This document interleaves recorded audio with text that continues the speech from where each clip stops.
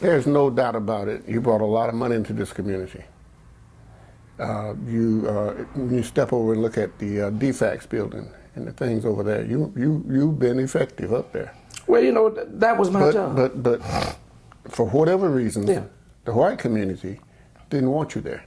Well, it's quite large numbers. Well, in large, you won in the black districts. Maybe not as strong as you wanted to, but you won in all the black precincts that I looked at. But in the white precincts, you got a shellacking. Well, there's no question about that, Herbert. But again, I say to you, these are Tea Party Republicans. These are the same folks who are going to vote against President Obama. Let's take Alan Peake, who's probably been the most divisive person in the Bibb legislative delegation. He goes out and says David Lucas is divisive. In the 2009 legislative session, when we were dealing with the 2010 budget, when they took the money out of the Halls of Fame, I prepared 2 amendments, and a cut amendment and an add amendment, to put $950,000 back into the Halls of Fame budget. When I got through explaining and left the well of the House, Alan Peake followed me in the well of the House and told the folks in the General Assembly, David Lucas is the problem. Y'all need to vote against this amendment. The folks in Macon got it worked out. Now, the folks in Macon ain't have nothing worked out. Why should folks in Macon be paying for 2 state museums? He went down the well to ingratiate himself with the Republican leadership of the House. Now, if you go back and check, there's a public record. You didn't see Kenneth B. talk about it. You didn't see the news media talk about Alan Peake fought Macon, Georgia. You didn't see the news media talk about Alan Peake co-sponsored House Bill 401 that said that President Obama had to have a birth certificate in order to be placed on the ballot in 2012 in Georgia. Alan Peake saying that President Obama is not a United States citizen. Now, if you got the FBI and the CIA in Washington, who would not have allowed President Obama to even be on the ballot had he not been an American-born citizen, and then Alan Peake, now, is that about race? No, ain't no question about it. The way President Obama has been treated is like I haven't seen any other president that I've known been treated the way he's treated. Well, you know, what you have to do is understand what has just happened. They just went through the legislative reapportionment process. That entire map is a race-based map. That map is the white max plan. That's what you need to call it. Because what they did, they took black districts and made them super black districts with 70%.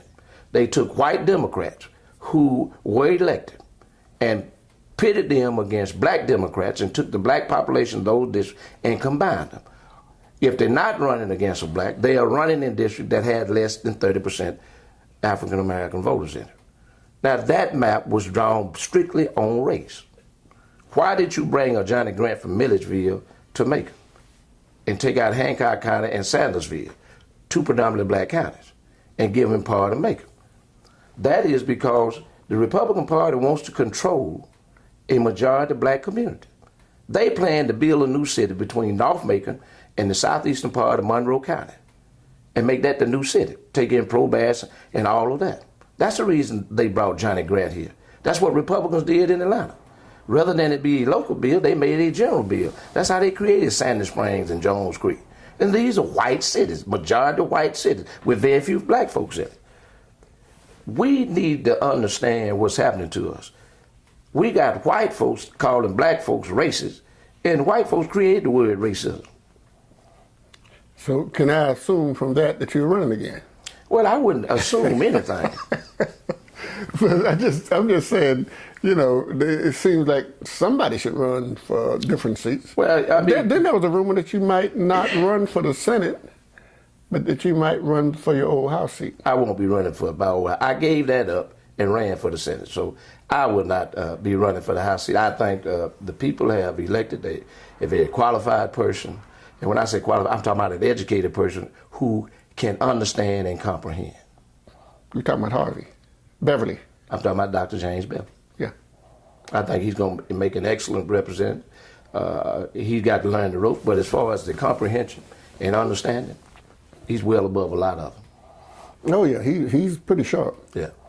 So if you run, you wouldn't. I will not be running for state representative, Herbert. And again, I say to you, I'm enjoying spending time with my grandkids and working on the Al Lucas Scholarship And the other thing is I bought a couple of books so I can redo some of these antique cars that I have. I've been paying folks to do it. Well, I bought me a couple of books to read on it so I can comprehend how to redo the motor and turn a bolt here and turn a bolt over there. That'll be interesting. What kind of cars you got? Well, I've got the 73 Duster that you saw me campaign in. I've got to put the air conditioning in it. I've done everything else. I've got a 92 convertible Mustang with a stroker motor in it that I'm having to redo. I've got a 73 Road Runner that I've got to put back together. I got a 90 Jag Sovereign that I've had. I've got to redo it, and I got a 74-speed Camaro that I've got to redo. So you plan to redo those and then sell them?